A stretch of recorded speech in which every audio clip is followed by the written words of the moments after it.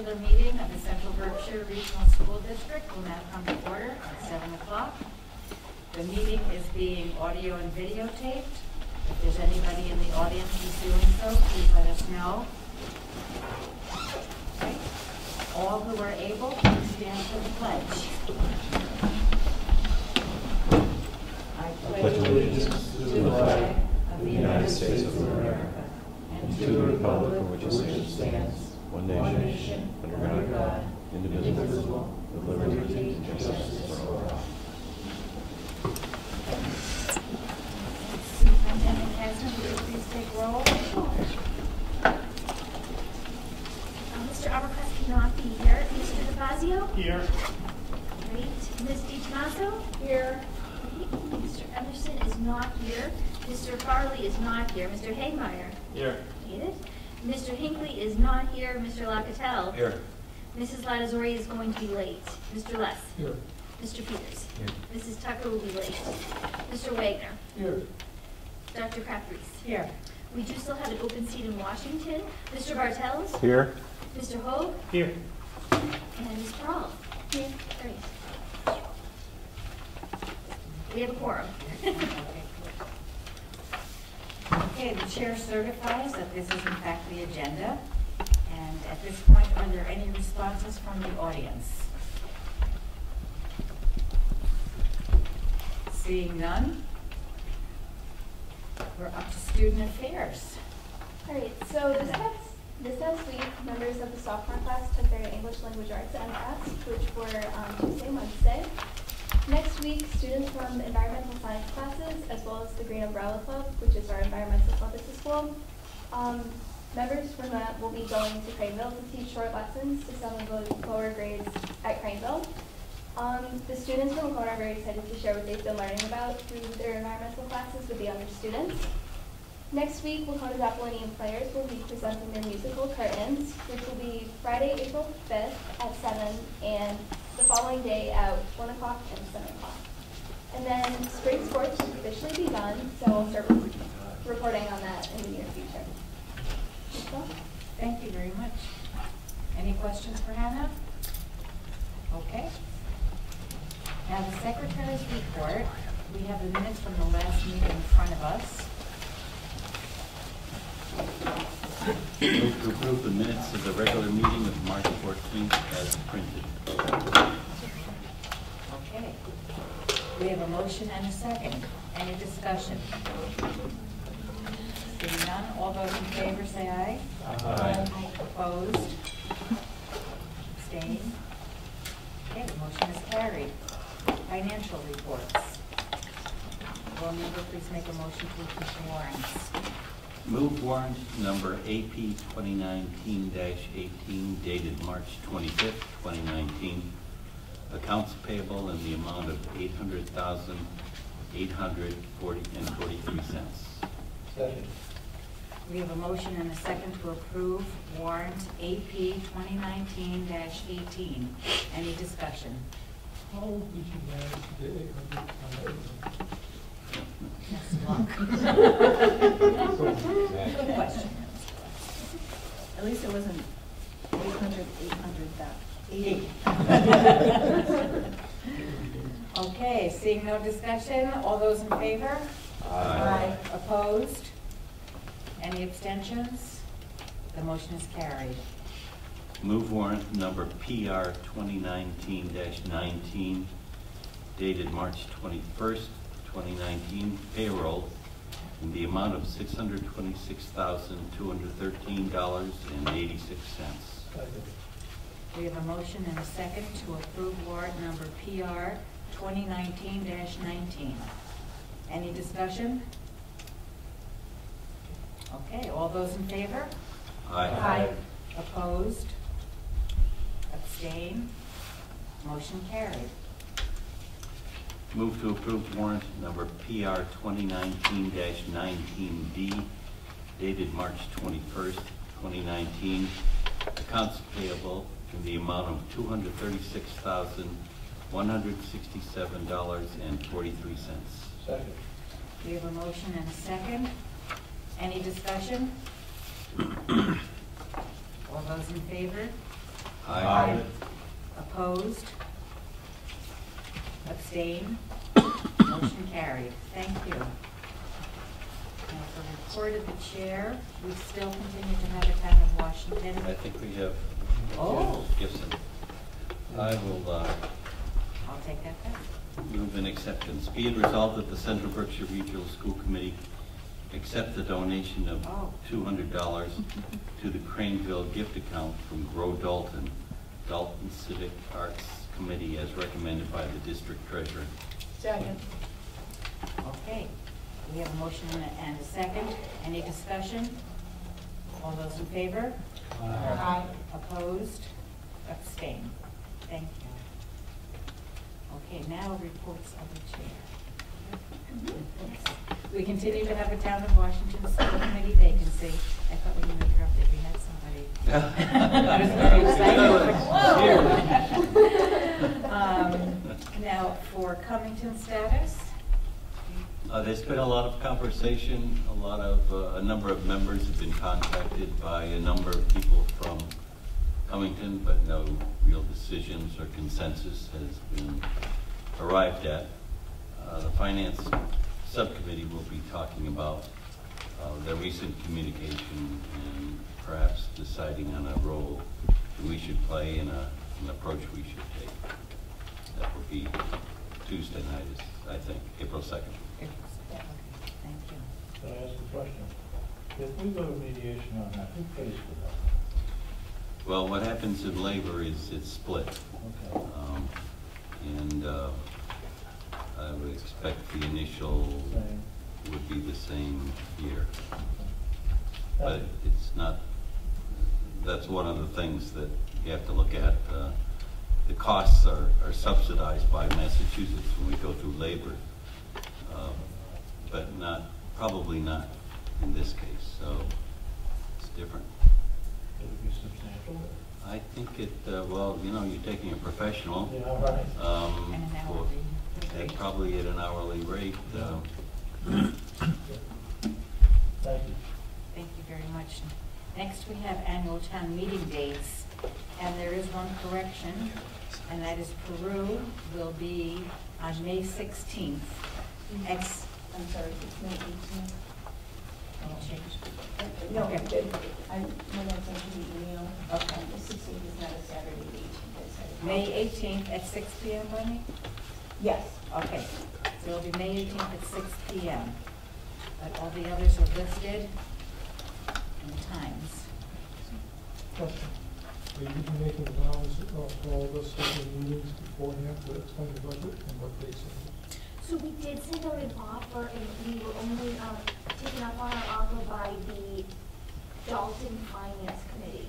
I think because a lot of people were at the 7th town meeting, so we sent out the offer and said we'd be happy to come if you'd like to have us, but we only got one in mind. But if you have anybody that you're in contact with that they think we should reach out to again, I'll certainly do that. And if that does respond, if they want, let me know the date. Oh, absolutely, yeah. Okay. Subcommittee reports and recommendations. The first one is curriculum. We didn't have a meeting since the last one Ellen reported on, but our next meeting will be April 11th at 6 p.m. at Beckett Washington School, and Mr. Therian will be discussing the science curriculum with us. And we will also have a continued update on Nessicus. Finance. We haven't met since the last school committee meeting. We will be meeting on April 2nd at 5:30 at central office. I'm just verifying the time, yes, 5:30. And the topics on the agenda will be the community status. Thank you. Any questions for Ronnie? Is that the only topic? No, wait a minute.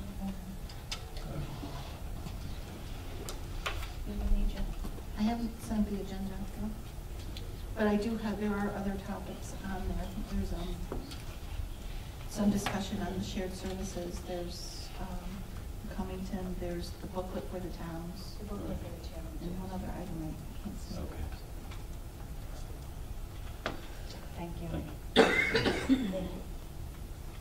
Bonnie, did you have anything else? You're good? Good. Okay. Policy. Yes, we met on Tuesday, March 19th. We reviewed the strategic plan and the progress towards that. Superintendent Kasdan, I think, is going to give a nice presentation on that. Color coded, I hope. Color coded. So what was I'll tell you what was really nice is Rich made a great suggestion of color coding in green, yellow, and red. Green meaning that we've made significant progress. Yellow meaning we've made good progress towards it, and red meaning we really need some work on it. Fair to say. Yes. We also made some updates to some of our goals, some wordsmithing and some verbiage change that we'll go over also while we do this plan. So I'll turn it over to Lori, and afterwards, if anybody has any questions, we'd be happy to answer.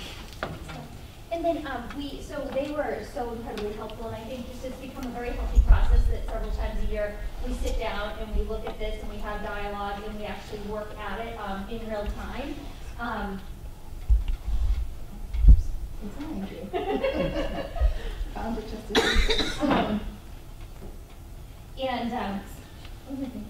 and so again, I think that was the goal, is that this become an interactive document that we're looking at regularly, and that is part of the day-to-day work. It is important to remember that we are 1 year in and we have 2 more years to go. So we're really a third of the way through this. So we were pretty happy considering that with where we're at. We really want to do things well, so there are some things that we have not spent the amount of time and energy on yet that we do want to, but we have had to prioritize to make sure that we are moving forward in the right direction. So as you'll remember, this is just the overview of the strategic plan. This is the document that really outlines the vision, where we're going, our mission, how we're going to do that, and our values, why we do what we do.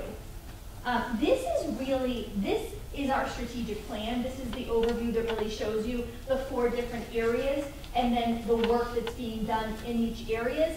The tasks are really broken down into the supplemental portion of the document. That's really our internal document to guide the work that we do as the school committee and as the school staff and administration. So this was an awesome suggestion that really I think will also be helpful, because I will send this out as well to all staff, and it's just a quick visual to say, where are we at? The other thing that, and I really took my guidance from kind of processing and sharing the evidence I had of what has been done, but then asking the members of the policy subcommittee, where do you see that as standing? So if I tell you, here's the evidence, here's what we've done, where would you consider this to be? Would you consider this to be green, yellow, red? And red really meaning we haven't started. We looked at it, but it's not something that in the first year we've been very strategic about completing. Green is always a snapshot in time. So I kind of push back a little bit that, like, I'm okay with putting something as green now, but knowing that that has to stay alive and well as things need to be updated, because it could be green today, but if we don't look at it for 2 more years, it will not be. So really looking at the yellow is things that we have started to do work on. There's certain evidence that this has been started in certain areas, but I think of yellow as it has not been done in all areas, it has not been done so as consistently, and it's not complete, and it's not been accessed by all staff or all constituents at this time. So first I'll just talk to you about the green, and again, the green is a snapshot in time. So curriculum maps will be 100% aligned to the state standards. That is the work that Leslie Blake Davis leads, making sure what we teach is directly aligned to what the Department of Education in the state of Massachusetts has identified as the standards. And that is something that has been done. However, we always know that every time the state finishes revising one curriculum area, they start to look at revising another. So the 2 that have been done most recently are in social studies and the arts. And we've had to revise our curriculum maps to keep them aligned. If we did not, they would quickly not be aligned. We know in the next 2 years there are other areas the state will look at, or if we were to add a course, we'd have to be looking as well. And that's something, so it's green now, but we have to look at it. All learners will fully participate in content-based instruction. So what that is really looking at is that we don't have students K-12 who are not receiving instruction in the core content areas. And that previously for us was something that we had a challenge with, making sure despite the level of disability, the student is accessing instruction in math, in science, in social studies, in English. However, we have to be vigilant that as decisions are made for students going forward, we continue to be inclusive in all areas, or green could quickly become stale and no longer be green. So yellow, I will talk about kind of quickly as well as far as why. Yellow means we're working on it, we've put things in place, it has not yet been accomplished. Maybe there's pockets of where it's been accomplished, but it's not consistent. And in the next 2 years, we want to see some of these yellow move to green, ultimately, hopefully, all of them within the next 2 years. So the top one, students will demonstrate increased performance in higher order thinking skills as assessed on common assessments and measured by standards-based report cards. We know that in order for our students to be accessing the new MCAS, they have to have higher order thinking skills. We know that students, and we have examples of this at our elementary level in several different areas, were able to maintain and exceed the success they had on previous MCAS with more demands for higher order thinking. That would be evidence it's happening. We don't know if it's happening at our high school because we have not taken the next generation MCAS test where higher order thinking is being demanded. We'll have that evidence this year. And we know that's an area we need to work on, and there is a lot of work happening at our middle school level. So that was a piece of evidence we looked at. That we're looking at it, our instruction is aligned to it, but it still needs to be a consistent area of focus at all levels. It's part of our recommendation for a new math curriculum that will likely come at the K-5 level. It has a much higher demand on higher order thinking skills. We know that we do have pockets right now of district performance that is at or above the state level. 10th grade English, 5th grade in several areas, science in several areas. We know that is not consistent for us in all areas, so we need over the next 2 years that to become the reality in all tested areas. Partially done. We know this achievement gap reduced significantly at Craneville last year. However, we are not able to say it has consistently reduced K-12, and that's really what the ultimate goal is about. This is one that the foundation is in place for, but it is very heavy lifting to put it fully into place. All instruction and content areas will be universally designed. What we know is to really universally design instruction, you need graduate level expertise. A high percentage of our staff have had graduate level course UDL 101, and now we're offering UDL 102. So the foundation is there. The implementation is there in certain classrooms. It is not there in all classrooms all the time. So we know there's been progress, but it's not consistently there everywhere yet. All schools will implement PBIS. This is all schools. So yes, that is absolutely accurate at our elementary level. Our elementary levels are PBIS systems. Our elementary levels have evidence around that. They have PBIS plans. That's their culture. Our middle school is actively engaged in a 3-year academy to fully implement PBIS. So by 2021, that will be the case at our middle school. Our high school has many elements of PBIS, as you probably hear in the community and you've heard through presentations, but they don't have a consistent PBIS structure, and that's part of their work. So that's why that would be yellow. Any questions on that? I really think it makes sense that you don't see red here. This is curriculum instruction and assessment. This is our bread and butter. This is what we really need to be focusing on daily, and so you see a lot of yellow and green. Again, 100% of our staff have been trained on UDL. There are staff now exploring higher levels of training, but we have completed that. Again, we may hire new staff coming in this fall, so it has to be something that's constantly being looked at, so it stays green. Administration will identify teachers to enhance skill certification to align staff to needed assignments. That has been done. It's been done more extensively this year than ever before. We've had to make some staffing changes to align to the needs that we have. But again, it's a snapshot in time, and it's something that's going to have to be done consistently to meet our needs. And special education has been an area that we have done that more often than anywhere else as of late. A coaching model has been developed. You heard a long presentation, a very comprehensive presentation from the perspective of a teacher, a coach, and an administrator leading it. We do have a full coaching model that has been implemented under our Director of Teaching and Learning. The other ones that are yellow, We have started to do training on evidence-based instruction. That's what UDL is. That's what PBIS is. They're evidence-based practices. We need to keep doing that in all areas. We need to do more of that in trauma-informed practices. We have been doing more and more training and giving more and more resources to meet the demands on kids for higher order thinking. We're not done. We need to do more of that. We need to do it in all areas, and we need to see more results. Evidence-based decisions will be made 100% of the time. In curriculum, yes.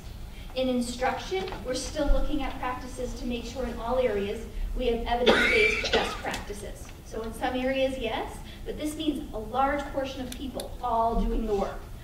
It doesn't say that our director of teaching and learning will make evidence-based decisions. Instructional models will be adjusted or discontinued using data as necessary.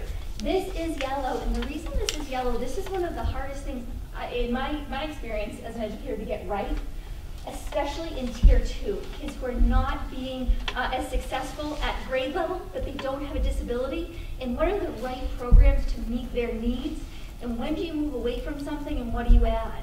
That's something we're spending a lot of time looking at, especially at our 3 largest schools. So I really think that is something that we're still working on. We are working on a lot of heavy lifting goes in here in time and energy, but we're nowhere near done. We put this in blue because we did want to make sure, evidence-based decisions. Evidence-based decisions is, do you drink water or Diet Coke? Diet Coke's going to wake you up, water is going to hydrate you. We can't be responsible for all that, right? People are making decisions all day, every day. So Mr. Hagmeyer and Mr. Peters were very smart to say, we got to quantify that. We can't control all the decisions. To curriculum, which I would say yes, our evidence-based decisions are in place in curriculum. Instructional practices, social, emotional, and behavioral. Those are areas we're working on, not so much defining what they are, but getting them into practice consistently. So that's our, again, you're seeing a lot of green and yellow. This is our teaching and leadership. This is a key piece for us that we are doing daily. I would just highlight the fact, just for the committee here, is that this is evidence that it is a living document. We're adjusting as we go. The blue is the adjustments. Looking at it and going, that doesn't quite make complete sense, but fix it and make sure it's right. That's what it's going to do. Yes, and I think that was an important one because we'll be able to give a much more data-driven answer with the blue. The vagueness of the first part was difficult. And I'm sure you can think of examples in the red, but it has not been strategically focused on in a way that's as specific as it needs to be in the next 2 years. So that's why it's red. So you might say, well, I know we did this or that, but I don't know that it's been as purposeful and robust as the other ones. So I'll start with the green. Provide very consistent and accessible communication. I think we've got to keep on trying and do different things as it comes up. But we are really kind of hitting on all the different ways through UDL. We're sending out video clips, we're sending out links, we're sending out written, we're sending out all different kinds of things. And by we, I mean if you look at teachers, they've got Google Classroom going, they have all kinds of apps they're using to communicate with parents, in different kinds of ways to basically meet parents where they're at versus saying, I like to communicate this way. We really shifted our thinking. You have access to all of our principals' communications. So that is on the district website, and many of you follow our principals on Twitter, or you're following their weekly newsletters. So this is an area that we've given a ton of time and attention to, and we're really confident in the amount of types of communication that we have at all levels. Not to say something new couldn't come up tomorrow, or there isn't a teacher right now at home using a way that I'm not even familiar with. But we really have made a big shift around that. Again, making sure that people can access it. Our website, I don't know if you remember, our website used to be basically a storage house of documents, of PDFs and Word. That is not our website. It's translated to as many languages as you want it to be. There's a lot of resources and access on it. So there's always things that are going to come up that we want to do more of, but that is something that now we're moving to shift to look more at some of these other things. Formalize global partnerships and opportunities. So it's yellow because we have done that. We've done some good work with that, especially with Beckett Outdoor Corners. We do have a program that will continue this summer with a Chinese immersion program where students are coming from China, spending time at Beckett Outdoor Corners and participating in our summer program, forming relationships with our students. We do need to look at opportunities beyond that. So beyond the Beckett Outdoor Corners is really the bulk of that for us. So that's something we want to focus on. We did say by establishing relationships to leverage external resources. For us, the yellow, we've done a lot of work with Beckett Outdoor Corners. They do a place-based science program at Beckett. They've done a lot of partnering with us, as you've heard. But we've got to go beyond that. I skipped over the green, but I do want to. So pursue grant-funded opportunities to support social emotional learning. Every so often you get an objective one, you're like, yes, we did it. We got a pretty big grant. We're likely about to get another one. That was written for us to get the 335 grant, which we did receive and has been hugely impactful for us that Amy Pecor and I got this fall, and we're trying for another one right now. Pursue shared services with towns and areas of staffing and facilities. We have done that. We have a shared service agreement in place. We have something else we'd like to potentially discuss and propose. Not to say it couldn't be happening. Tomorrow there could be something else, but that was something focused on and completed. We were able to do that and achieve it. And that was done because we do promote the availability of services that we have to provide to our neighboring districts. In multiple areas. We've also had combined programming for kids with disabilities, combined professional development offerings, things of that nature. We recently ran a UDL graduate course, had people from around the county part of it. So the things we're working on, again, the yellow one I mentioned, designing more programming and partnerships responsive to needs based on assessment of interest. That's something I think we always need to look at a little bit closer. It's not directly tied to our instruction as much, so it's something that really is kind of our next step.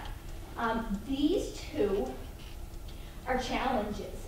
One is a challenge, for more logistical reasons. One is a challenge for more complex reasons that I know some of you, Mr. Hagmer, have a ton of knowledge around. Expand range of offerings and accessibility to outlying towns. It's always a challenge, and that's something we've been trying to look at as far as getting resources into towns as opposed to always expecting people to come to us, giving access to people who may not have access through technology, getting community partners in the towns as opposed to, we talk a lot about the community partners we have here in Dalton, but making sure it's as robust in the other towns as well. This is a really big challenge. Providing increased mental health community partnerships meaning we have mental health community partners. Mr. Hagmer has a lot of knowledge in this and gave us some amazing ideas around telemental health in ways we could think outside the box. We did just write a grant, which is all about for this. It's a grant at the state level if we get, and what we'd be able to do is partner with certain mental health providers to have somebody who would actually be stationed in Beckett on a Saturday providing services, somebody who would be in Cummington on a Saturday providing services, telemental health access for our families and off hours. But a lot of it is dependent on the availability, and this county has a desperate need in this area. So it's an area that we haven't done as much focus on, but we know it's going to be a challenge. But we are definitely going to be working at it. We did just write a grant to hopefully support some of it going into next year. And telemental health is the remote access to mental health services because there are a plethora of providers, not in this county, who could provide counseling via Skype and those kinds of things. Did I do that okay? Perfect. Did that justice? That was a... Yes. So we have a lot, the dialogue at these meetings, because that's the benefit too, getting ideas out that we're not necessarily thinking of from people in different realms. So this one is another one that's pretty objective, so it's why I see more green and yellow. So use purposeful additions, revisions, deletions to ensure alignment to goals with the budget. I mean, that's largely a school committee driven process. We're proposing budgets that you are supporting that I think are fiscally responsible over the past 4 years, but do drive these goals forward. You added an instructional coach last year, a second one this year. We're using funding where we can from grants to meet other goal areas. So again, we just, I know actually, brought forth and you passed a budget that does just this. Again, we need to do that right away again next year for it to stay green. It's static. If we don't feel that's the case, that may change. Ultimately in 2021, we want greens and maybe a few yellows that are going to carry over to the next plan, but greens that stay green. This does happen. We conduct routine walkthroughs with consistent follow-up. We track them through an online system. They happen on a weekly basis with custodians and building principals, a monthly basis with Jason Dion, and then our triannual with myself, Melissa, Jason, head custodians, and the principal. They're very informative, and they lead to some proactive measures that we think are beneficial. Develop a partnership with MSBA. I think everyone's heard about that, right? That should not surprise you. So thankfully that's great. And then we do have a peak plan, but this has also led to this much more often because we have checklists and we have dialogue that go from head custodian to Jason to Melissa and I and are constantly being looked at again. That's part of the safety and security updates at the elementary school. Maximize educational utilization of buildings to support 21st century learning. Just a couple examples of that. So we're using a lot more flexible furniture in all of the different classrooms. We have maker spaces. As you see, the libraries look different. They're more hands-on, but we're not there. We're not where we necessarily want to be. We have a new literacy library you heard about through Sean Therian's donation at Craneville. That's excellent. We have spaces at all of the elementaries for maker spaces and those types of things. We have cool down options for kids to kind of de-escalate in a positive way at our elementary school levels. But is there more we could do and need to do? Absolutely. Wacona is obviously the biggest challenge to make this happen, but we are still doing that because we have students at Wacona who will not see a new building. So we put flexible furniture into Wacona that we're flagging would need to go to a new building. We have robotics programs at Wacona. The librarian there has been as creative as she can to change up that space, but to say we're green, we're not, if that makes sense. But we're working at it, it's on our list, it's something we pay attention to. These were added because we feel that rural aid and being aware of it and having it be part of our world is something that we need to be cognizant of in the next few years. And then also we didn't have the peak plan down. And that's really our planning process for our school facilities, because we have a piece of evidence there, we don't have it down. So those were additions. So our plan, just to kind of update you as well, is to meet again in about 6 months, provide you with another update, and we'll be doing that pretty regularly. And if something goes from green to yellow, we'll let you know, and mostly be showing you what stayed consistent, and really be highlighting, trying to move some of those yellows to green and get those reds into the yellow, going into our second year with the plan. Hopefully that was helpful. I can verbally provide all this information, but the visual is all attributable to Mr. Peters' skill set. I do have a question, Mary. Who is responsible for updating this plan? So it really is a working, living document and not just stuck someplace?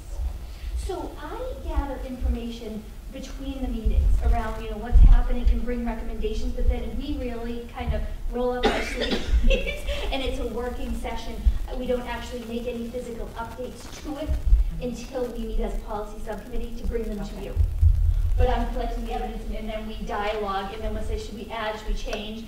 I think that we might catch another few things, but this was our first really robust look at it, and that's where we said, oh, we missed that, or we didn't quantify that. Like, we're gonna make sure the entire district makes evidence-based decisions all the time. What about the person who's not worrying about their health? Like, we can't do that.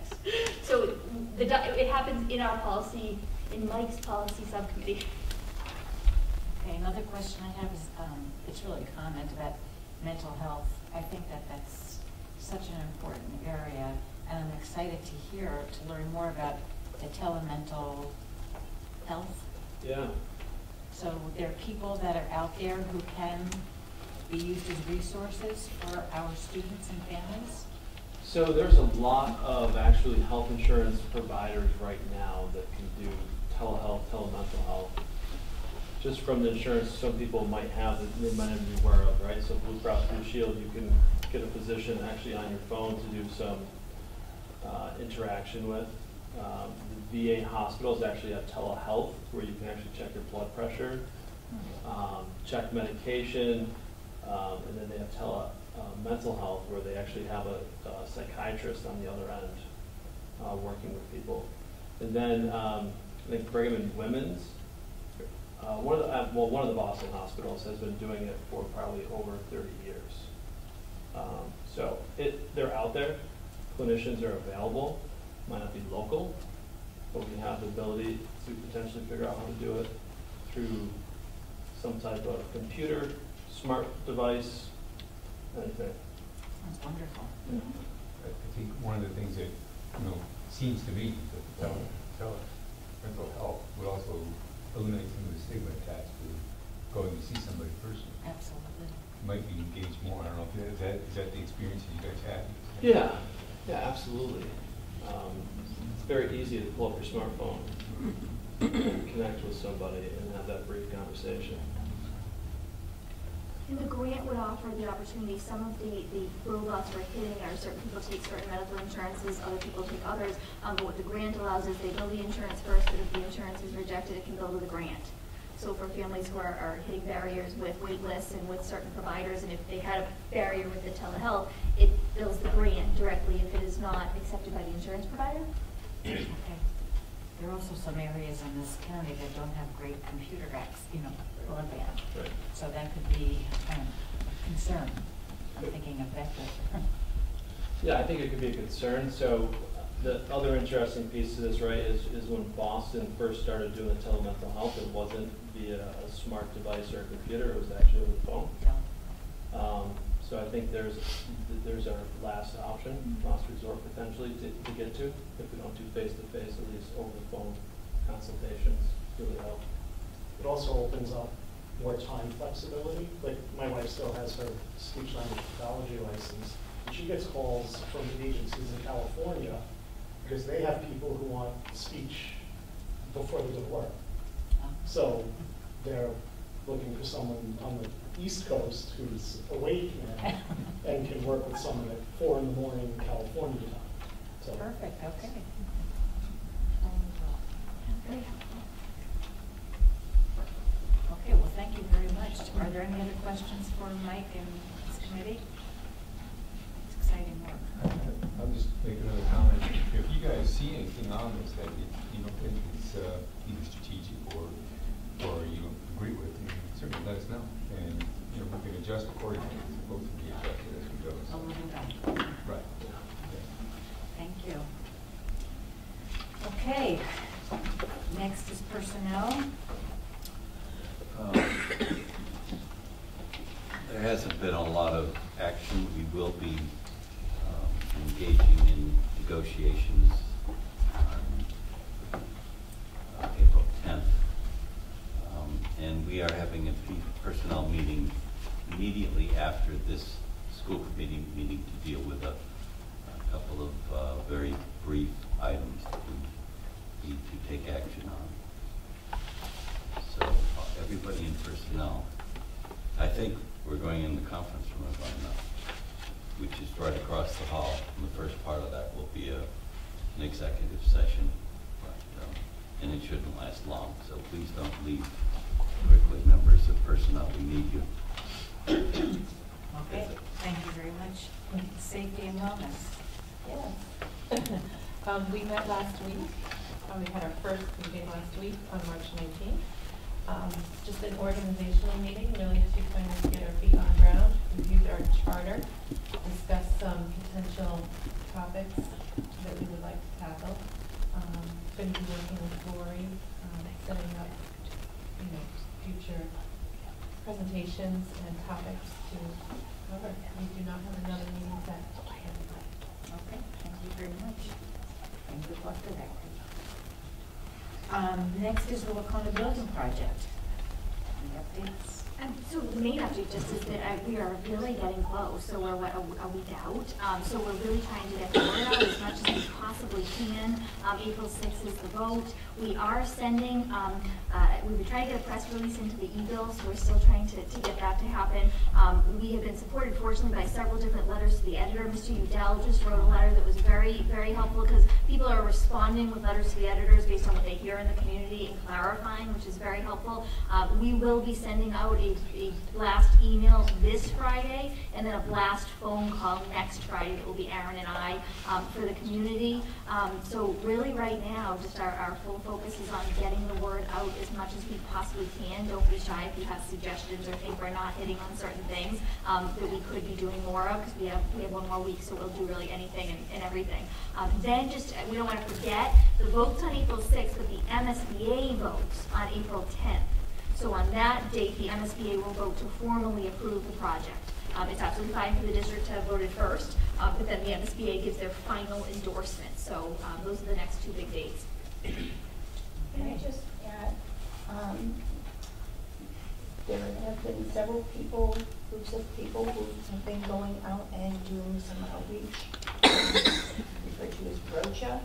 I had the pleasure of going to the Cummington Select Board meeting with several other members. Todd Emerson was there, Tom Callahan was there. It was a very nice dialogue. Last night we were at the Nessicus musical. Again, giving out information. And one thing that really came to the forefront when I was talking to people, they all seem to know about the project, but one important thing that people did not know about or how to access was absentee ballots. Absentee ballots are available in all of the 7-member towns, but it's time sensitive. They do have to get the absentee ballot in by the 5th of April, and some towns have different times of day when it has to be done. So if you know anyone in the community, as I was handing out flyers last night, I said if you can't vote in public, if you can't vote in person, please vote absentee. And several people said, how do I do that? So it was people from various towns.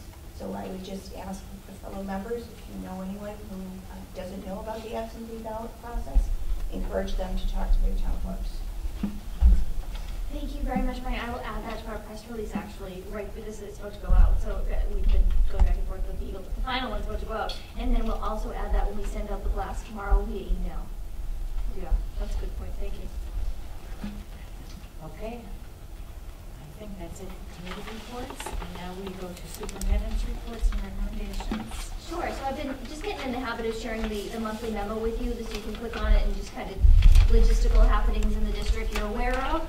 So if you haven't had a chance, just that does have some good information more about kind of staffing changes, things that are happening, those kinds of things. It's geared at the staff, but it certainly gives you the information too if you're interested. I did just include directly a letter I received from Senator Hines. I think it's important for us to be aware, both as a school district and as for you as a school committee, of the work that Senator Hines is doing. He was integral, if not the main factor with Michael Vitaconti in getting the rural aid, and he's working really hard to continue to push that further. So it does tell you quite a bit about his work right now in representing districts in Berkshire County. So I do want to highlight, and we actually are going to invite them to come to a future school committee. Really, really deserving. Wacona received several awards from the Massachusetts School Athletic Directors Association, which works very closely with the MIAA, which governs all athletics for the state. Jared Shannon is a tireless advocate really for our school system, but he certainly is a presence in the athletic department and has done a phenomenal job and has been acknowledged as Athletic Director of the Year for the district he represents. So really well deserved. And then we also received an award, Ken Whitestone, who does all the photography for the sports and is an active member of Wacona Warriors Booster, received a State Volunteer of the Year award as well. In addition to the fact that the State Athletic Director Association has an award, the Mickey Sullivan Memorial Award, that they give to a student. Typically it's an individual student, and it's not just based on a student athlete's success as an athlete, but really that they have made significant, meaningful, and lasting contributions to the world of high school athletics. And really for the first time, they awarded a group, and they awarded our unified sports team. So really kind of exciting. You've heard a lot about the unified sports. We were the first district in the county to adopt unified sports. It has been extremely successful. We have a basketball team as well as a track team. You've heard about their accomplishments on the field, and they're really being honored for accomplishments in general. So that was really exciting and well deserved. obviously they're quite excited about that, so hopefully we can have them at a point in the future. I'm going to keep on my report a standing update on equity and diversity, primarily because I think that it's such a huge focus right now, and we're putting the work in place to make sure, like other areas we focused a lot on, it's sustainable over time, right? At first I heard a lot about our curriculum work, and now we put mechanisms in place so that's sustainable over time, and we have the capacity to do it, and many people are focused on it. We need to do the same thing with equity and diversity. So we did have our second steering committee meeting. The steering committee meetings are really to build our capacity so that we can lead and we can disseminate the work amongst the community. So it's very much so training and teaching us and self-reflective. And several people, Rich and Barbara and Rob, were all at the meeting. And our training this time was focused on microaggressions, which are far more prevalent and in some ways far more difficult to get at, because somebody blatantly commits a hateful act. It's hurtful, it's harmful, it's very attention-getting, and there's a specific response. Microaggressions happen every day, everywhere. And those are really repeated offensive acts towards people based on a certain category. And so we really did a lot to learn about that and to talk about ways we can speak up in the face of them. Because interestingly, I think all of us had experienced them either directly and or witnessed them. So pretty prevalent. And I did include one of the things that was really helpful, if you have a chance to click on it, microaggressions that are common in the classroom. And this is not specific to our district, our county, or our state. This was collected data from students across the country of what are the most common microaggressions students experience in classrooms. And you could take this and do the same thing in the workplace. What are the most common microaggressions people experience in the workplace? In some, feel lighthearted at maybe once, but then the multiple times they happen, it becomes harmful and hurtful into the community. So people have a habit of dismissing them or even laughing them off and not necessarily addressing them. So we're really trying to build our own capacity. Anything else that anyone who was there wanted to add? Because I certainly only had mine. Just like Gwendolyn is doing an amazing job of really pushing us outside of our comfort zone even sometimes, because it's a lot of reflection. And I mean, I remember times that I was guilty of a microaggression, and certainly my intent is never from a bad place or a hurtful place, but without even knowing I was committing this. And certainly I've heard plenty of microaggressions as well. So it's an amazing experience, and I'm so glad that you're doing it. And one of the things that came out of it, just really quick, is that someone did come forward during the course of the training to me and identified that they were experiencing one and had asked for my help in facilitating a conversation regarding it. And the outcome was phenomenal, because the person who was potentially committing it was absolutely not intending it and was very open to a dialogue to correct it. And without that setting, so we almost kind of really need to remember silence is not success. Sometimes success is someone saying, hey, I've been experiencing this, but now I have a vehicle to try and end it. And the person who is maybe on the other end is saying, and now I understand what you're saying and how we're going to work together to move forward. So it was a really successful interaction, and I think it was a result of that training. And I think I was more comfortable because of the training to even engage in the facilitation of the interaction. So you're welcome to get involved. Our next meeting is May 23rd. If you are interested, you don't have to go to all, go to one. They're heavy training kinds of meetings. There's a list of things, and I'm going to keep on running this list that we are doing in the schools. We do continue to have concerns specifically in our middle school grades. We're hearing that is not uncommon, that those are the toughest grades as far as some of the more direct acts that what kids are saying and doing with language that is concerning. So a couple things we're doing on this seem very middle school heavy. There's a reason for that. Also, we are looking to try to get, sometimes people need this reinforced in a smaller group. So Tyel and Jackson, who is very successful speaking to our 6th grade, and Gwendolyn are going to meet with some small groups of students who might need this reinforced in a little bit more of an intimate atmosphere. So that is something we are doing. Tyel and Jackson also is one of the unique people who is very comfortable and capable of doing this work at the elementary level, K-5.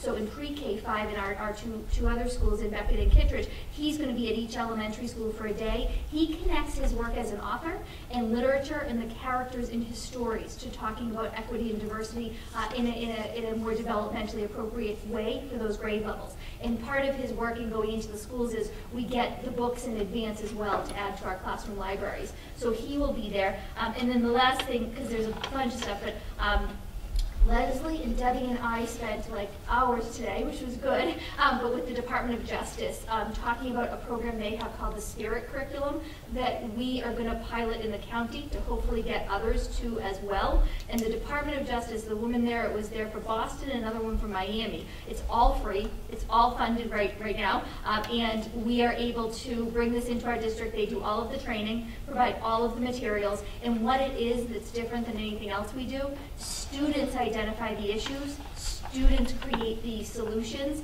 and trained facilitators in equity and diversities lead the work. Make sense? And it is appropriate K-12. So we're getting the training on June 4th, and they really want more community members to be part of facilitating it. So I'm going to send all this out, this is probably low, and keep putting it in school committee reports, but if anything catches your attention, you're welcome at anything. It's not like you have to commit to everything. So that is all. Not all, actually. I think that I looked down. Oh, there's something else. The mid-cycle report. Yeah. Oh, geez. That's all. So come and join. Well, the mid-cycle reports. I should just have like Greg do it just so you don't have to keep listening to me. So I used the same template. I'll be honest, selfishly, it's very helpful for me. It kind of says, what have I done? What still needs to be done? And then when I look back in June, I can say, okay, I can really focus on what I really needed to do to meet the goal. I do continue to make the offer. If you at any time want to sit down, want to dialogue, have a phone call, please let me know. This is largely, this is pretty much all based on the goals. In June, it's based on the rubric as well. So this is kind of like, where am I at with the goals you approved? First goal, again, is the goal that is focused on the implementation of the inclusive practices. So I have listed all of the things we've achieved, the grant we've earned, the work we're doing with that, where we're at with PBIS. What I still need to look at is that, so the grant for SEL was a lot about data collection. We knew right away equity and diversity was an issue, so we funneled a lot of our funding into that. But we do have action plans that are specific to each of the 5 schools for next year's funding. Those will be complete by May 1st, and then I allocate the funding to support that work, so that still has to be completed. So all of the data has been collected, and now the action plans are being created for the 2nd year of funding. That makes sense. So that needs to be done. And then we did have a parent university night. The attendance was not great, but then yet we had a race forum at Nescus. The attendance was excellent. So I'm just still struggling. We're going to keep offering different things. Attendance is hit or miss, and I know people are really busy, yet when there's something that really, really is timely, but it almost like, I want to plan something. And it's often when we react to something in the moment, people show up. So just, I'm continuing just to look at that, talk to the principals, talk to families. What do you want from us in terms of education, in terms of content, but as well as structure? Because people are super busy to come out one more night if it doesn't really hit home for them, but yet our race forum, we had a packed room. So just kind of looking at that. The second one is more data-driven and around some of the work we've done in curriculum and coaching. I do anticipate, primarily through Leslie Lake Davis and through the curriculum subcommittee, we are getting much closer. Leslie and Patty yesterday, our instructional coach, did a training at the elementary level on Eureka, and for teachers to look closer at it. So I do anticipate one of the ways I need to meet this goal is I anticipate you will get a recommendation by June for an adoption of the K-5 Eureka math curriculum through Curriculum Sub. So that's something that has to happen, and we're still working on it. We're still collecting data. We had a training today on an additional data system, performance analytics, that's tied to PowerSchool. And it literally, they kept using the term, it puts kind of data in almost a baseball card format. So you can see all the students' data in one snapshot over time. So we're trying to make sure that data is more user-friendly and in the hands of people who need it in real time. So we need to keep looking at that and get that in place. You saw the AP action plan. We are going to add a coaching component to that for next year, but continuing to look at what are the scores going to look like coming out of this spring. And then you will get a presentation on the Nessicus turnaround plan. The data has been being collected. It has not been written yet, but that is the next step that you will hear from Principal White on. So those are things that have to happen. Oh, this one, I don't know. Greg's like, are you sure you want to write that down? Yes, I do, because I'm confident. But again, I mean, this was all MSBA driven, and really, we have two last steps: the approval on April 10th and the approval on April 6th to complete the goal. And then, obviously, moving forward from there, hopefully, with the next step will be a totally different focus as we move into construction. So that's the goal, and people like Bonnie out there making it happen. The last one is really professional reflection. I did a baseline survey. I'm going to do a follow-up survey, getting staff feedback, keeping things going into the following year. That will be a step. I would like, and I have a few people I'd like to see, I think would be open. I shadowed a student. That is a huge perspective. I like the opportunity to spend a full day with one of our teachers. It is a different schedule and a different kind of experience. So that's something I hope to be able to report on to you by June. I have dialogue with one of our teachers about it who's open to it. Short visits are a different experience than staying all day. Again, continuing to work with you on relevant topics. And then concerns in general, of course, continuing to update you on, but specifically equity and diversity. That's something I want to make sure is a standing item, and that we are talking about, all of our challenges in that area. Because we started to talk about, we're doing all this work. Are there any things we're doing systemically or structurally as a district that don't add up? Some of those are going to be harder, sensitive conversations because they're not bad intended. So I want to keep pushing that envelope, but doing it in a way that people feel that they have a voice in the work, that they feel safe, and that so we've got to start having some more conversations though around, do all our systems and structures align to what we're learning and working on? Does that make sense? So it might involve sharing, highlighting some things. We need to look at this. If that makes sense. So yeah. Conversation. Sorry. Any questions for Lori? Comments? I just commented that I thought it was really a robust mid-year evaluation. Lots of wonderful things in there, so thank you. Any other comments? Okay. The superintendent did note the personnel change and that David McCoy has been appointed to the position of technology assistant effective April 8th. And now we're up to old business. I'm not aware of any old business. Any new business? Any comments for the good of the committee? I just wanted to mention, while I was at Nessicus last night on a separate topic, I did observe the enthusiasm of all these children that were in the musical. And one in particular was very proud of the fact that she was impersonating Freddie Mercury. And the fact that she knew who Freddie Mercury was just delightful. So I just wanted to say the kids that I saw were just really entertaining. Wonderful, thank you. Okay. I'd like to entertain a motion to adjourn. So moved. All in favor? Aye. Okay. Meeting is adjourned.